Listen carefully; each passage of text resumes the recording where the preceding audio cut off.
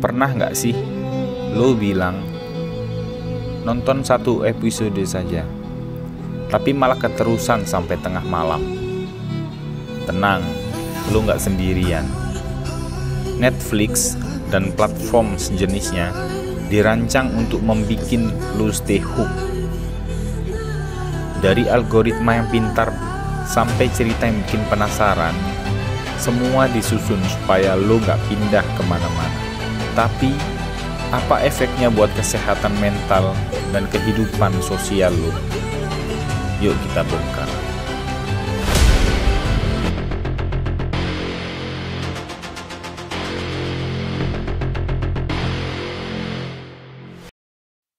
Kecanduan terhadap platform konten video hiburan digital seperti Netflix, YouTube, TikTok, dan lain-lain telah menjadi fenomena yang kian lumrah dan meresahkan.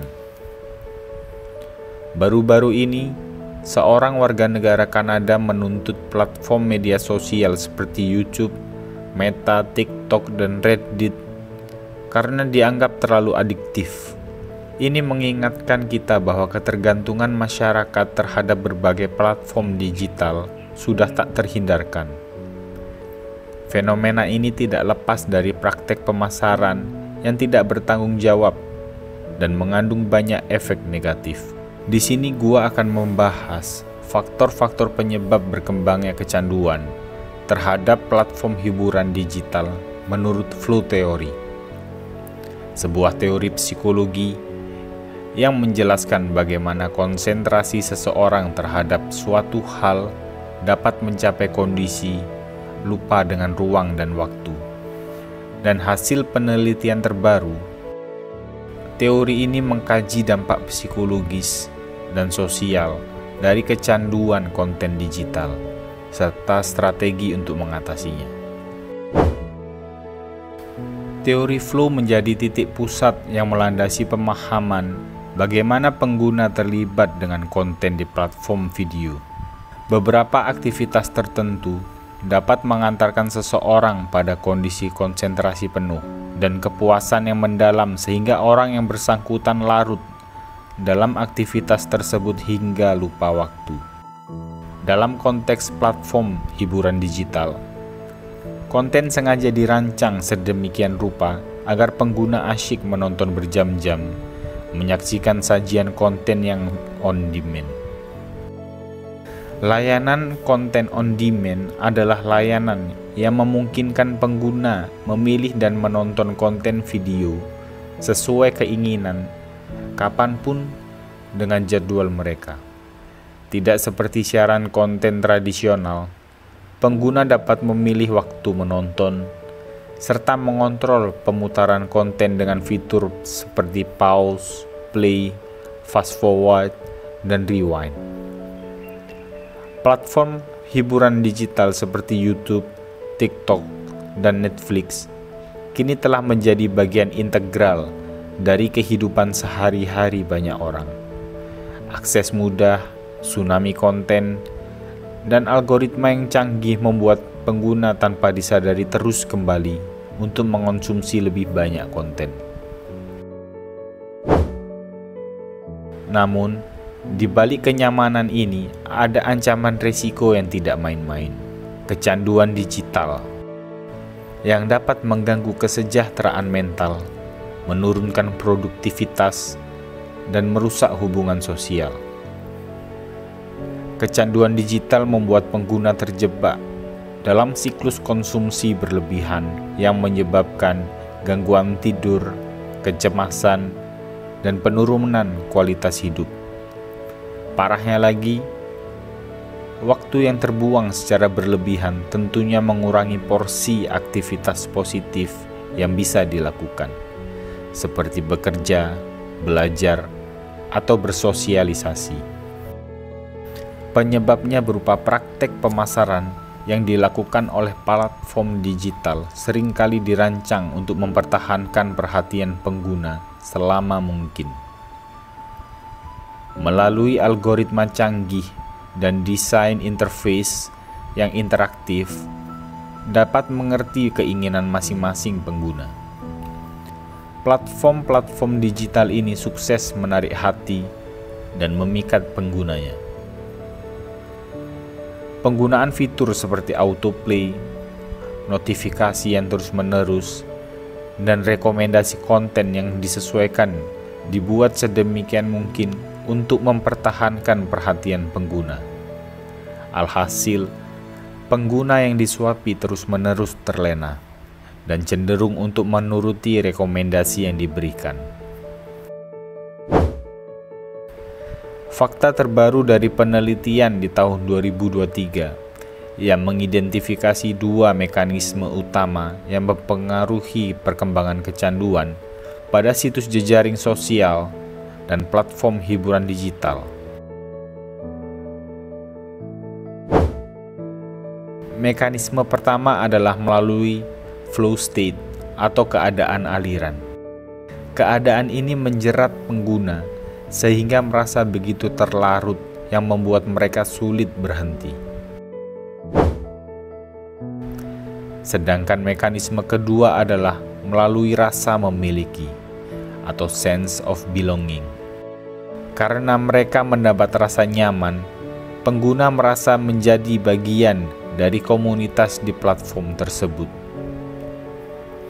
Hasil penelitian lain di tahun 2023 tentang perilaku pengguna Netflix di Indonesia menunjukkan bahwa flow dan enjoyment merupakan faktor-faktor utama yang mendorong pengguna hingga rela merogoh koceknya untuk terus berlangganan. Penelitian ini juga mengungkap bahwa kepuasan pengguna berperan penting dalam memperkuat hubungan antara flow dan niat untuk terus menggunakan platform. Ini menunjukkan bahwa semakin banyak pengguna yang mengalami flow dan menikmati konten di platform, semakin besar kemungkinan mereka untuk terus menggunakan layanan tersebut. Padahal tanpa disadari, mereka sudah memasuki tingkatan kecanduan.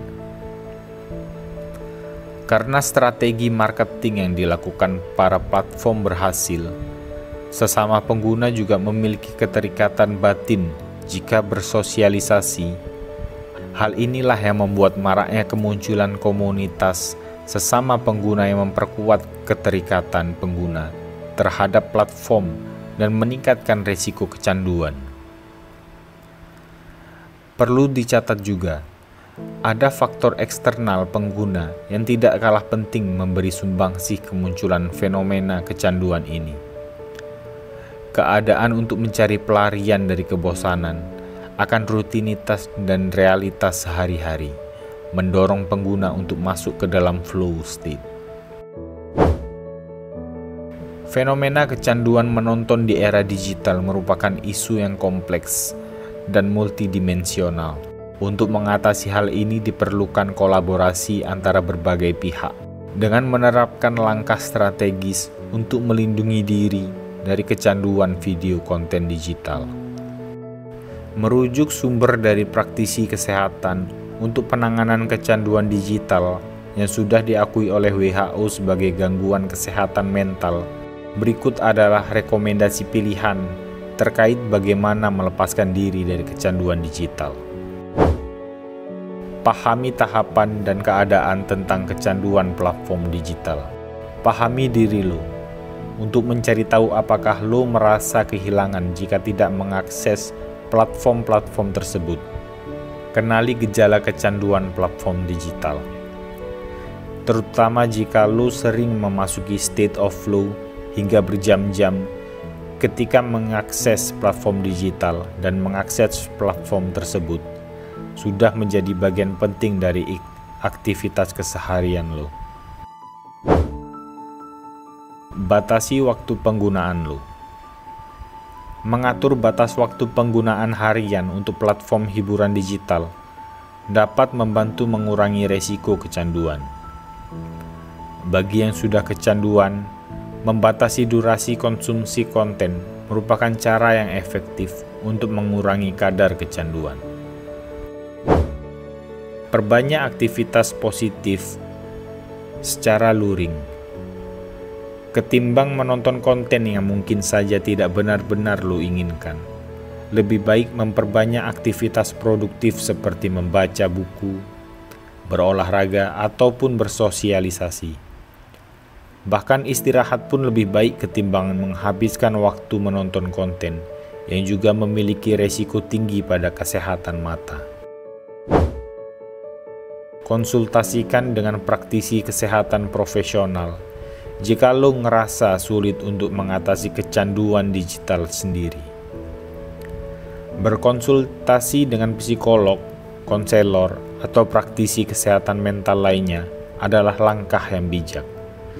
Nggak perlu merasa malu atau terbebani stigma, karena masalah kecanduan digital adalah fenomena umum yang bisa ditangani secara profesional. Dari segi tanggung jawab negara, pemerintah sebaiknya merespon fenomena ini dengan meningkatkan upaya peningkatan literasi digital di masyarakat, terutama tentang bagaimana platform digital dirancang untuk mempertahankan perhatian, sehingga kita perlu lebih kritis dalam mengonsumsi konten digital. Meskipun sudah ada gerakan nasional literasi digital yang dicanangkan oleh Kemkominfo pada tahun 2021, implementasinya masih belum optimal. Pemerintah perlu berkolaborasi dan menggandeng platform non-pemerintah seperti jaringan pegiat literasi digital yang bergerak di bidang literasi digital untuk menginisiasi gerakan masyarakat yang lebih organik dan membumi. Selain itu, pemerintah juga perlu untuk memperketat pengawasan dan regulasi. Sebagai contoh, saat ini Parlemen Uni Eropa sedang mempertimbangkan regulasi yang lebih ketat terhadap layanan platform konten digital yang memanipulasi penggunanya untuk mengonsumsi konten secara berlebih. Saat ini regulasi yang ada lebih ditujukan agar penyelenggaraan sistem elektronik tidak terlibat kejahatan cyber, penyalahgunaan data, dan pelanggaran konten. Adapun perlindungan konsumen dari kecanduan platform digital belum menjadi prioritas pemerintah. Dengan melakukan langkah-langkah yang komprehensif dan terkoordinasi seperti di atas, dampak negatif dari kecanduan menonton dapat diminimalisir, sehingga masyarakat dapat menikmati hiburan digital seperti Netflix dengan cara yang sehat dan bertanggung jawab. Kecanduan Netflix bukan sekedar karena ceritanya seru, tapi ada teknologi dan strategi psikologis di baliknya. Paham cara kerja ini bisa bantu kamu lebih bijak mengelola waktu dan menghindari dampak negatif, seperti kurang tidur atau menurunnya produktivitas. Jadi, nonton boleh, tapi tahu batas juga penting kan? Mau lebih banyak konten seru tentang psikologi, self-improvement, dan cara mengelola hidup modern? Jangan lupa subscribe Filososial.